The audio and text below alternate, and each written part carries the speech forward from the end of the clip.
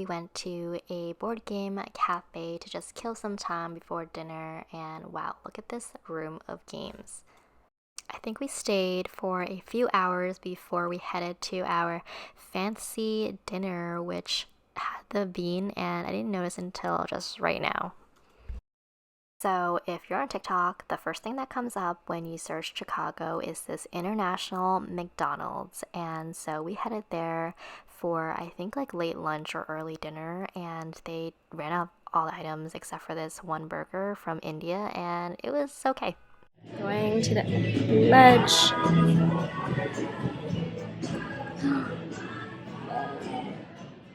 This is our view so far.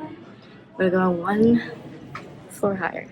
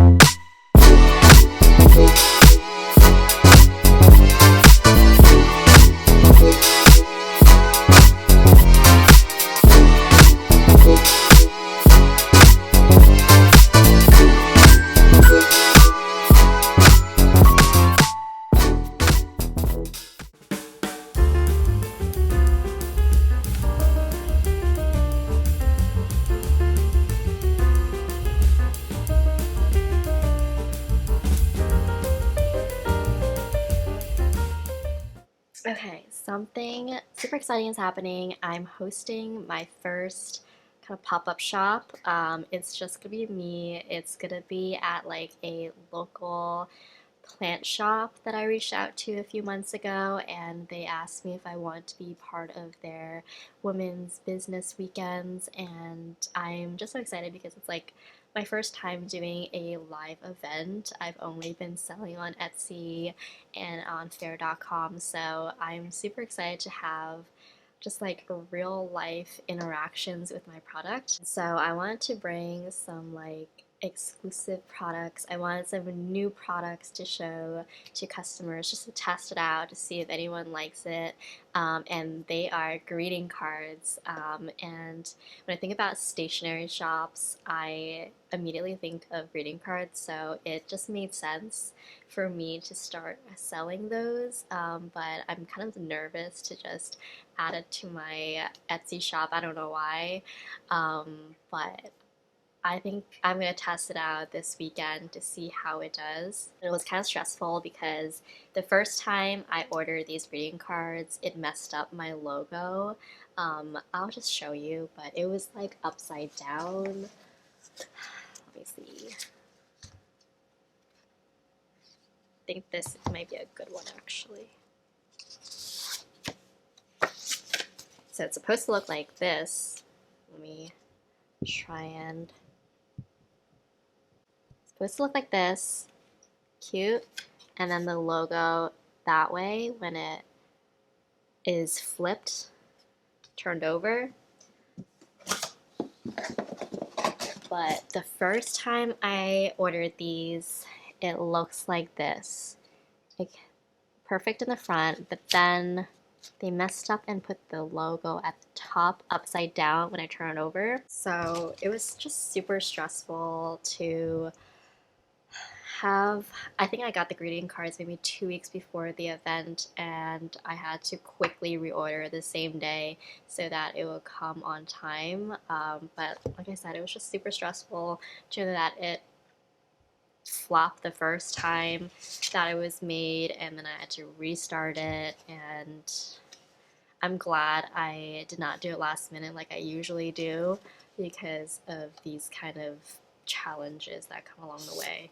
But I think right now I'm just gonna start folding these out and get them ready. So now that the event is near, I'm definitely starting to get like a little bit stressed out, a little bit nervous, and I'm feeling that like imposter syndrome of like do I deserve this to be like selling alongside another successful business?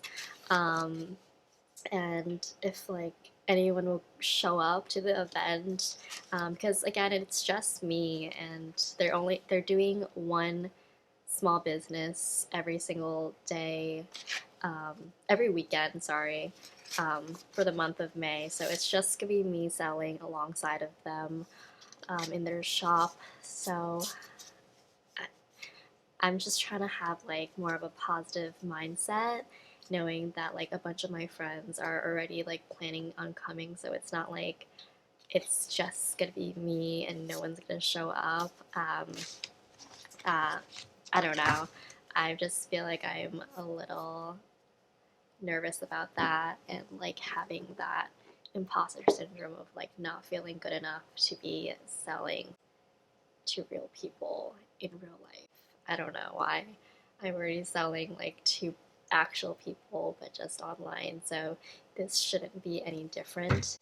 Um, but yeah, so definitely trying to have that like positive attitude and good vibes for this weekend. I think it's always been my goal to sell in person. I know it was definitely one of my goals for this year to do at least one, and this is that opportunity. I'm also moving in less than a month to a different town, and hopefully there's just more opportunities there because I would love to do more in-person events. I've heard such great things from like other sellers on just getting to know your customer. I mean, they're your customers, so they would definitely help you out in terms of like what they like, what they don't like, and it's just even though it's like a smaller scale compared to the online community. Um, it definitely helps out to have them in person and say like, oh, love that greeting card, love that pin. And then you can kind of see the patterns of like what is potentially your best seller, even if they don't necessarily buy it. They have a strong opinion on it. But speaking back on imposter syndrome, I feel like as an artist, there it's just always gonna exist for me at least, because I feel like I'm not a real artist or a business owner because I didn't go to school for art or something. I did go to school for business, but it was also for like fashion. So I don't know if that necessarily relates to what I'm doing now. But I feel like even though people buy my stuff, I've sold to so many people in this country and then also internationally and into like little small boutiques, but I still feel like, oh, I don't deserve this because I feel like I'm not as great as like these other artists that I see on YouTube or Instagram or even my friends who don't have a small business but they just draw incredibly well. So I feel like that feeling will always be there for me until I don't know when, maybe until I'm a millionaire or like I sell a gazillion dollars worth of my stuff. But let me know if anyone else feels that way. Okay, so this is gonna be the setup. I'm trying to lay everything out, but this cloth is from Amazon. This crate is from Amazon. These acrylic clear stands are from Amazon, and I have three of them. One is going to hold the pins, the greeting cards, and then off screen I have my stickers. And these greeting cards are new, like I said, so I'm excited to have them showcased. This board I already have. I think it's from Target. I got a long time ago, but I just set it up so that it says my name and the place that I'm going to be popping up at. And here are the stickers that I have. And this is just a layout of all my stickers. I'm gonna have to print maybe like 20 to 50 of each, just so that I have enough for the 4 hours that I'm gonna be there. And here are some of my top selling pins. I had 11 made earlier this year, and this shrimp chip is one of my best sellers, which is surprising to me because I thought it would be a dud. So I usually make like mass loved items like boba, just because I feel like a lot of people resonate with that. So it is surprising that such a niche item, such as shrimp chips, is doing well. I think I have another item like the Yan Yan chocolate sticks that are also doing well. So always go for the niche item versus the broad mass loved item. And then I also have these frames that I just recently got at Target. They were a few dollars, where I'm gonna have like this Let's Stay Connected frame and then my price list. And then I'm just also gonna print out where they can pay me at, which is Venmo and card.